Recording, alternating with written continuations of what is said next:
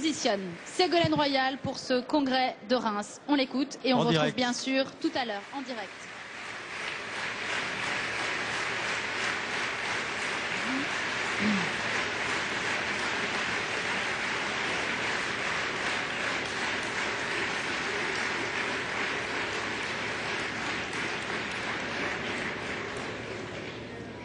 Chers camarades, je ne prétends pas avoir réponse à tout, mais à ce moment de notre congrès, je voudrais vous dire mon émotion et ma fierté de pouvoir m'adresser à vous. C'est un moment si important pour nous tous, un moment aussi grave, aussi risqué, aussi ouvert, aussi crucial. C'est ce que l'on appelle un moment historique. À nous de le saisir, à nous, les socialistes, de faire l'histoire. Tant de questions se posent à nous, innombrables, et d'abord celle-ci, que devons-nous faire pour notre parti et pour nos militants que nous aimons tant, et donc pour toute la gauche? Oui, voilà la question. Pas un dirigeant, pas un militant qui ne se la pose. Que devons-nous faire en tout premier lieu pour notre parti socialiste et donc pour toute la gauche? Avant tout, il nous faut prendre soin de notre parti. Et pour cela, il va falloir nous guérir nous-mêmes. Il faut nous soigner de toutes ces petites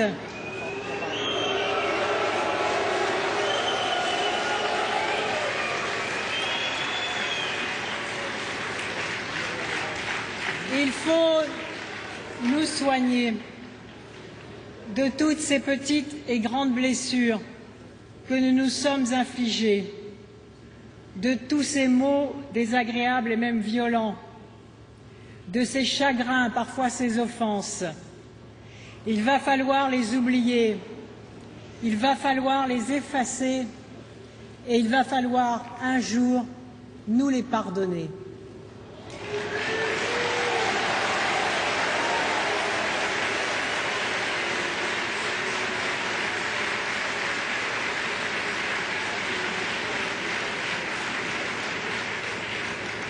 Et par respect pour les citoyens qui vivent des vies dures, rassemblons nos forces, nos intelligences, nos honnêtetés, nos qualités, nos tendresses, nos colères et nos indignations. Oui, nos tendresses, nos colères et nos indignations, nos compétences.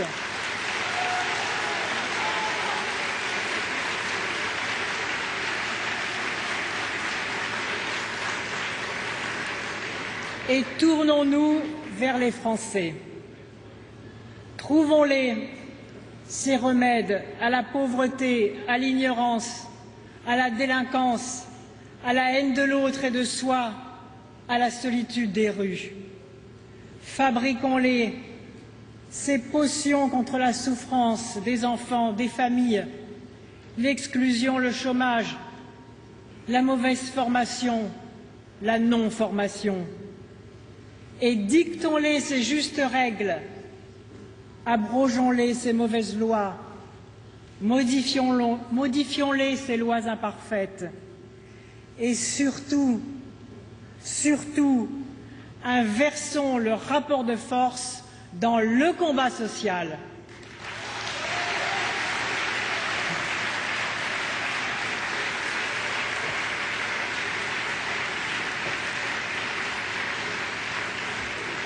Voilà notre devoir.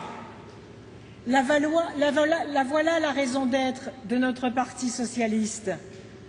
Voilà pourquoi il fut fondé, pour trouver de vrais remèdes contre la misère, contre la confiscation par quelques-uns du bien commun et du savoir, contre l'injuste répartition des richesses produites par tous et pour tous. Et puis aussi, nouveaux défis contre le massacre au profit de quelques-uns, de notre bien le plus unique, le plus fragile, le plus précieux, notre belle planète, comme vient de le dire Géraud Guibert.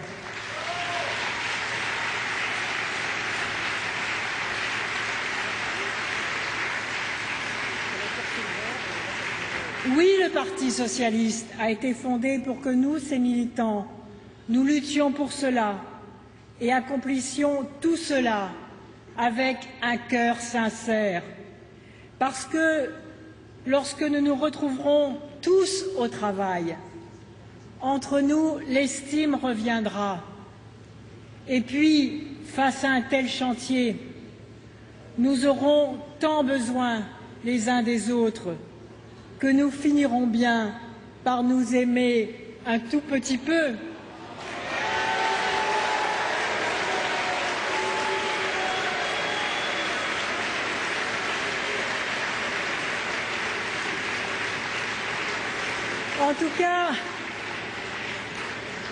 En tout cas, nous serons moins détestables à nos compatriotes.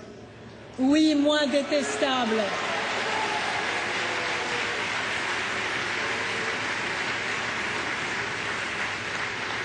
Moins détestables à ceux qui pensent que nous les avons abandonnés. Tant nous mettons de temps à cesser nos querelles et à revenir combattre à leur côté.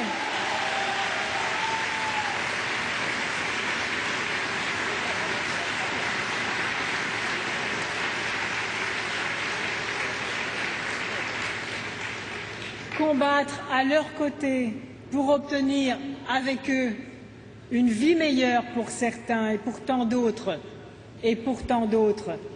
une vie qui serait simplement digne d'être appelée la vie. Voilà le vrai combat du Parti socialiste. Il est immense. Il est perdu, nous disent certains.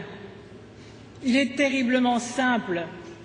Créer les conditions pour que le droit de réussir sa vie et de construire son bonheur ne soit pas réservé à quelques-uns, mais soit garanti à tous.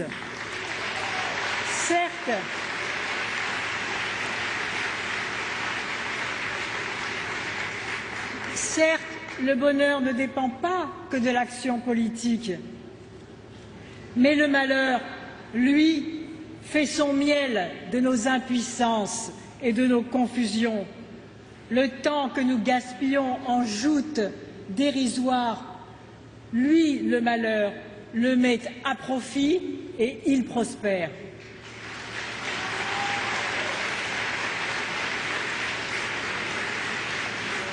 Et puis, que pense-t-elle donc de nous, cette jeunesse, à laquelle nous avons le devoir de transmettre le respect, la civilité, le vivre ensemble? Que pense-t-elle de nous, notre jeunesse, à nous voir ainsi nous envoyer de vulgaires coups de boule? Quel exemple nous lui avons donné parfois, nous, dirigeants, nous, élus de la nation et fiers de l'être, et grâce aux militants, nous le sommes. Et donc, cela commencera ainsi. Nous nous parlerons, nous nous écouterons, et nous écouterons tous ceux qui nous auront rejoints, car nous aurons immédiatement ouvert nos portes. Oui, sans crainte, nous ouvrirons les portes. N'ayons pas peur d'une invasion, n'ayons pas peur de je ne sais quelle inondation. C'est d'une irrigation vitale qu'il s'agira. Ne nous perdons pas. Nous avons à transmettre autant qu'à recevoir. Et comment briguer l'honneur et la charge de représenter le peuple si le Parti socialiste n'est pas massivement représentatif du peuple.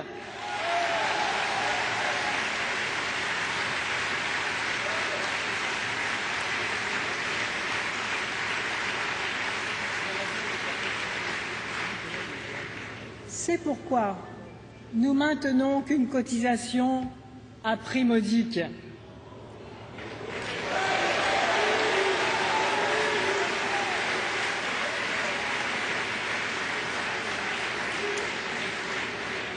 Est une des conditions de la transformation de notre parti en grand parti populaire.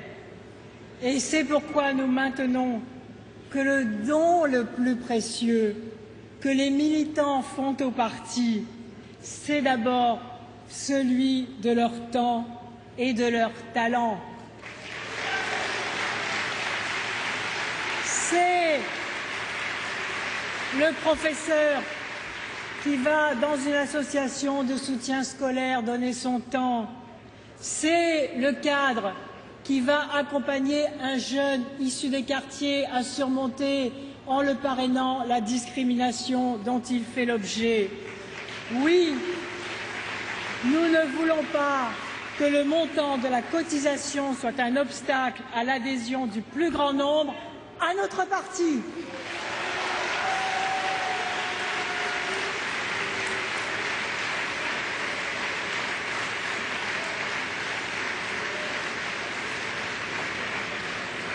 Et puis, soyons vrais, les ressources de notre parti ne sont pas menacées par cette proposition. Le PS reçoit 20 millions d'euros au titre du financement public des partis politiques. Et surtout, il va falloir peut-être aller chercher ensemble l'argent là où il se trouve. Car, oui, car le Parti socialiste a payé depuis 2002 près de 8 millions de pénalités parce que nous n'avons pas respecté la loi sur la parité. Alors, nous irons chercher l'argent où il se trouve en respectant la parité.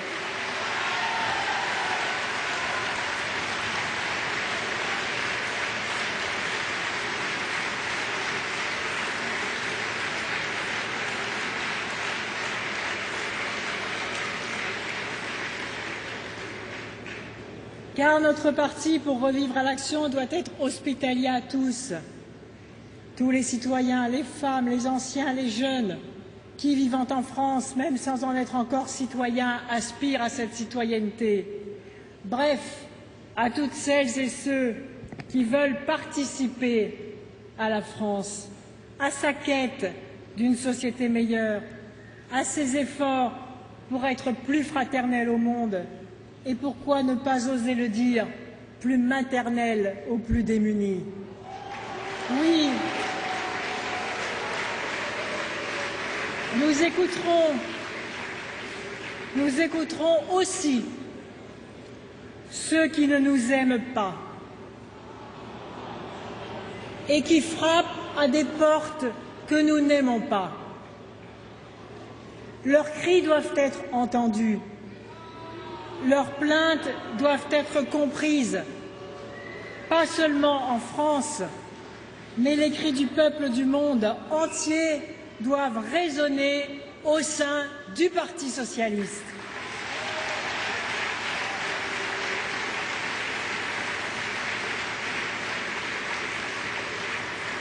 Voilà ce que nous disons dans notre motion, arrivée en tête. Et tous les militants peuvent s'y reconnaître.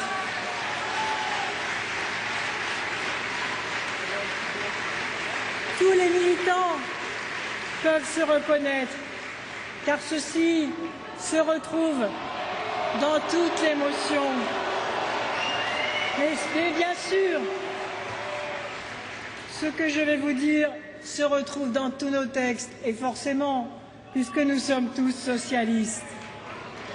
Et ce que nous écrivons, c'est ceci: qu'est-ce qu'un parti?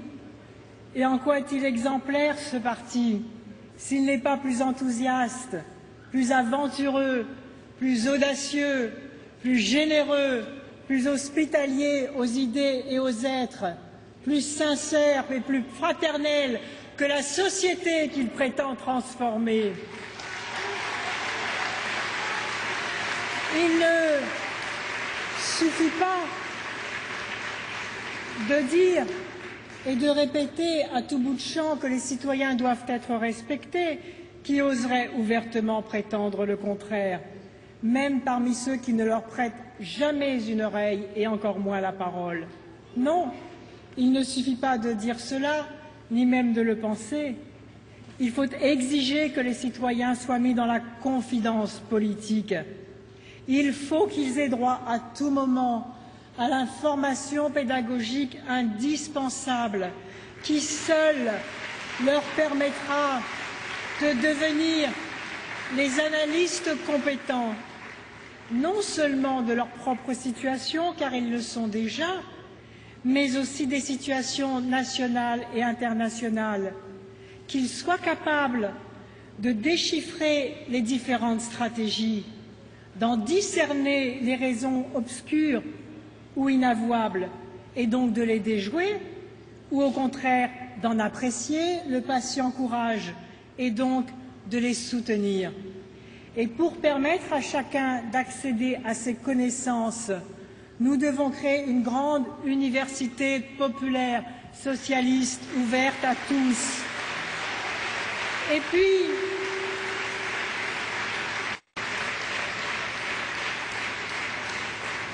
quel meilleur outil pour accomplir cela qu'un parti minutieusement, scrupuleusement, précis dans l'expression et intellectuellement incorruptible dans la recherche de la vérité la plus complexe ou la plus désagréable à découvrir.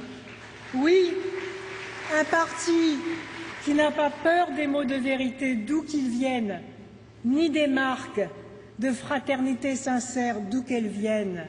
Oui, un parti où une génération de jeunes femmes et d'hommes de tous milieux, de toutes origines et de toutes régions qui militent en son sein déjà depuis de nombreuses années doit enfin parvenir à se faire ouvrir la porte du poste de pilotage et être appelé à tenir la barre dans un esprit d'équipe et de concertation permanente. Nous avons besoin de leur dynamisme communicatif, de ces compétences, de leurs audaces, de leurs fantaisies et même parfois de leurs erreurs réparables, mais surtout de leurs ambitions pour la France et pour les générations qui viennent.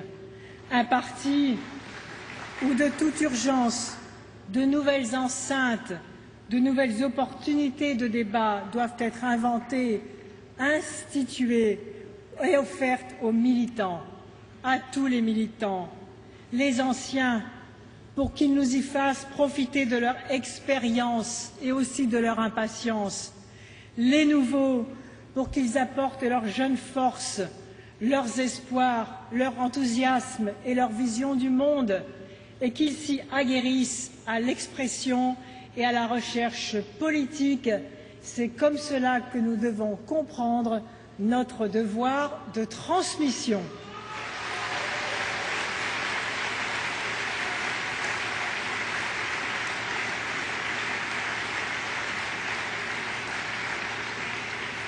Ce soir aura lieu la commission des résolutions. Et comme vous l'avez dit nombreux à cette tribune, quelle que soit les motions qui ont été signées, nous avons l'effort, le courage à faire pour nous rassembler. Et je voudrais aborder ici, en toute transparence, la question des alliances et dire devant vous, les militants, ce qui se dit un peu dans le secret nuitamment de la commission des résolutions, puisque nous sommes là tous rassemblés, eh bien je vais dire devant vous ce que je dirai tout à l'heure. C'est la transparence démocratique.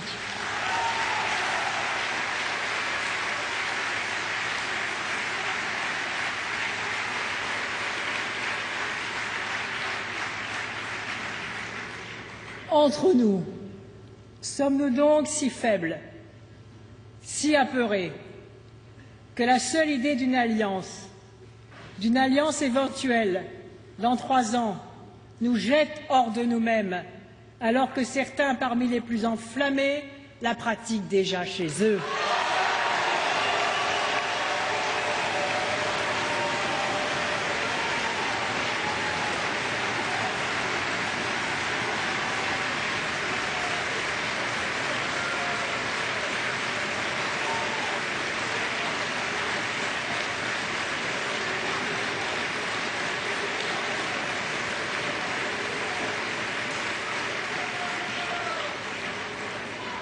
Bertrand, je t'ai entendu tout à l'heure.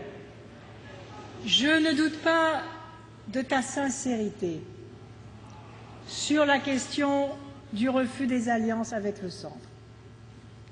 Et j'aimerais te répondre devant tous, en toute transparence. Et puisque tu as appelé au compromis, le compromis c'est que chacun fasse un pas. Voilà la proposition que nous ferons devant la commission des résolutions. Il y aura une consultation directe des militants sur la question des alliances.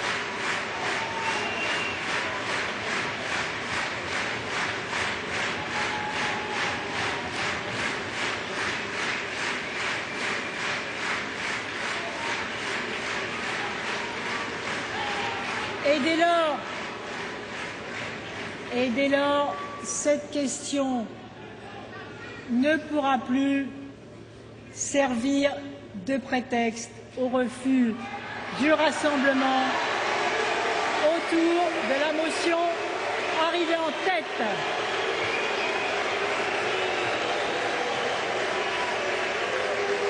Cependant, pour que les choses soient claires et que nous cessions de nous donner mutuellement des leçons sur ce sujet, c'est d'ailleurs un exercice délicat pour ceux qui s'y livrent, je voudrais rappeler que les socialistes ont réuni la gauche lors de l'élection présidentielle de 2007. Dès le premier tour, Christiane Taubira et Jean-Pierre Chevènement étaient avec nous.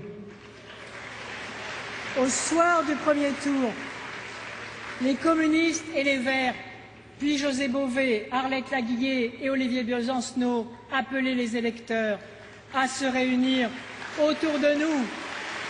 Et dès lors, nous étions porteurs des idées de la gauche, du centre-gauche et jusqu'à l'extrême gauche, de toute la grande et fraternelle famille de la gauche.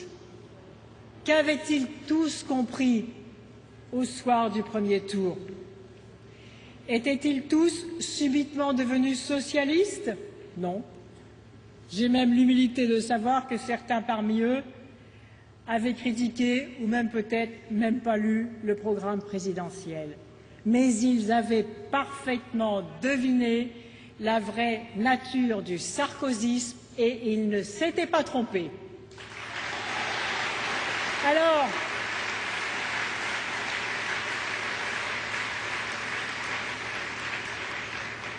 je serai honnête et fidèle à ce que nous avons écrit dans notre motion. S'il faut aller chercher chez les électeurs qui disent ne se situer ni à gauche ni à droite, et respectons-les. Cela doit être près d'un électeur sur 3. Faut-il nous en priver pour mettre en échec des projets qui portent atteinte à la République elle-même?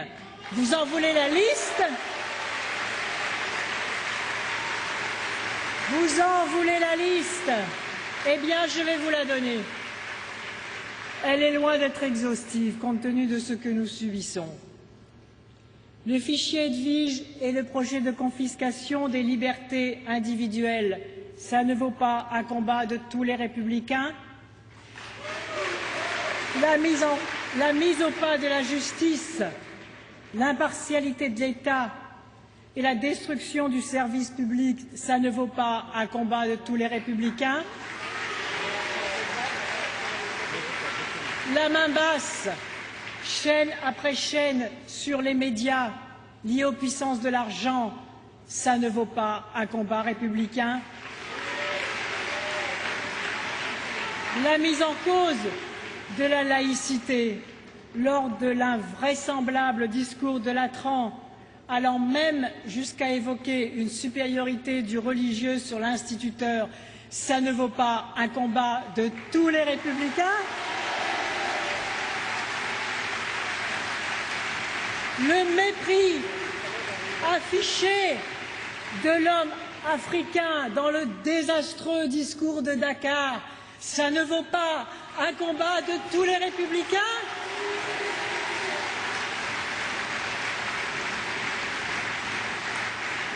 La lutte pour la dignité des travailleurs sans papier, ça ne vaut pas un combat de tous les républicains? Alors, je vous le demande à tous, faudra-t-il demander à ceux qui nous rejoindront pour participer aux mobilisations démocratiques qui s'imposent et qui s'annoncent, faudra-t-il leur demander un passeport de moralité socialiste? Ou alors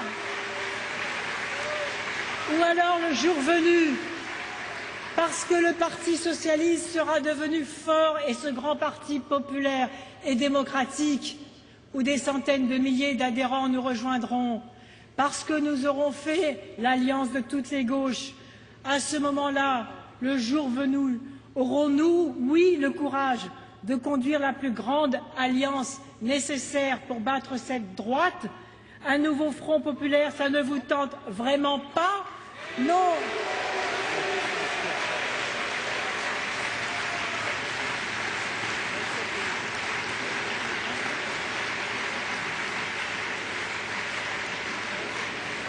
Notre position n'a pas changé et c'est pourquoi je le redis ici clairement devant vous pour qu'il n'y ait pas d'ambiguïté lors du vote de jeudi prochain. Notre position n'a pas changé, mais je m'y engage, le jour venu, c'est vous, les militants, qui en déciderez.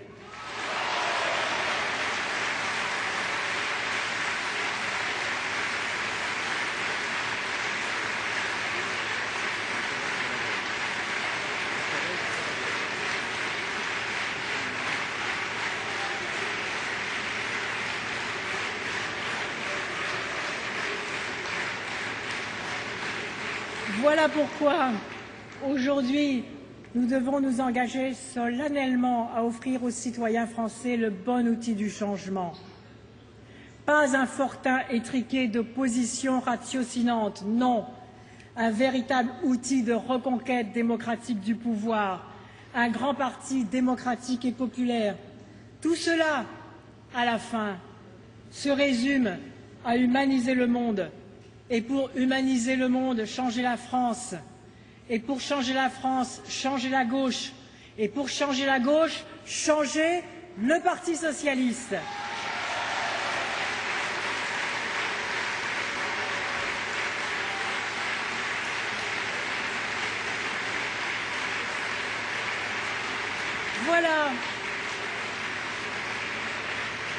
Voilà ce que cette nuit Nous dirons à la commission des résolutions cela et rien d'autre. Et cet exercice de transparence est salutaire.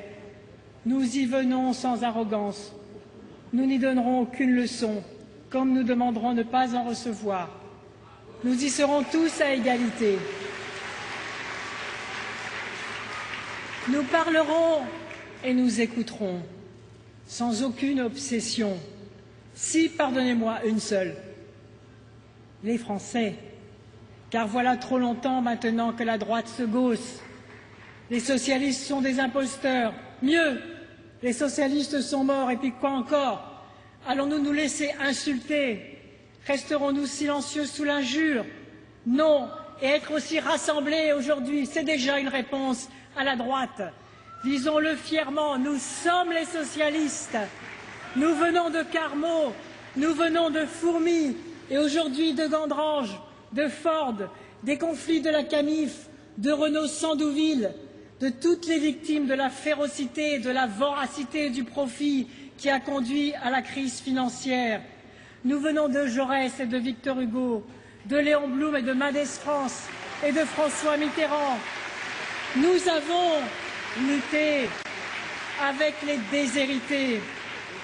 Nous avons instauré tous ensemble la République dans l'atelier. Nous sommes les socialistes. Nous avons fait les congés payés. Nous sommes la gauche. Nous venons de Jean Moulin et de Pierre Brossolette, de Bertie Albrecht. Nous venons du Conseil national de la résistance et de Daniel Meyer. Nous avons aboli la peine de mort, c'est toi, Robert Badinter. Nous sommes les socialistes. Nous avons fait le RMI, c'est toi, Michel Rocard. Nous avons fait la CMU, c'est toi, Martine Aubry. Nous avons fait le PAX. Nous avons fait le PAX. C'est toi, Lionel Jospin. Nous avons fait tout cela, soutenu par le Parti socialiste. C'est toi, François. Nous avons fait tout cela, soutenu par les groupes parlementaires de l'Assemblée nationale et du Sénat. Et nous avons fait tout cela grâce aux dizaines de milliers d'élus locaux socialistes rassemblés dans des majorités de progrès sur tout le territoire de la nation. Et n'oublions jamais que si nous, socialistes, nous avons l'immense responsabilité, l'immense honneur et l'immense joie de présider des régions, des départements, d'être à la tête des villes, c'est toujours et partout grâce aux militants de notre parti socialiste.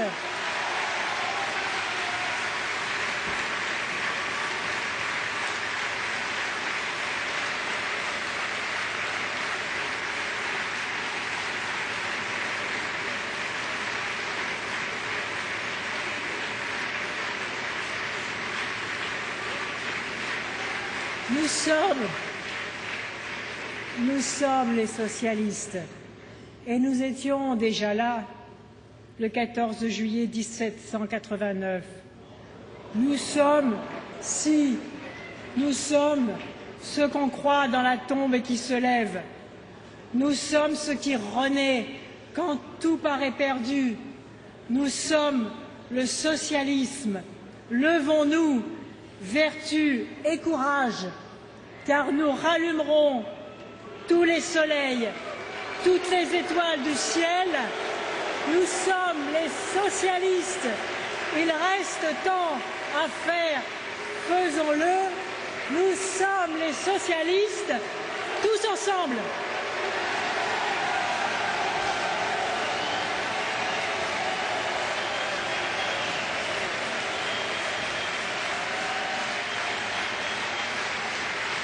Là.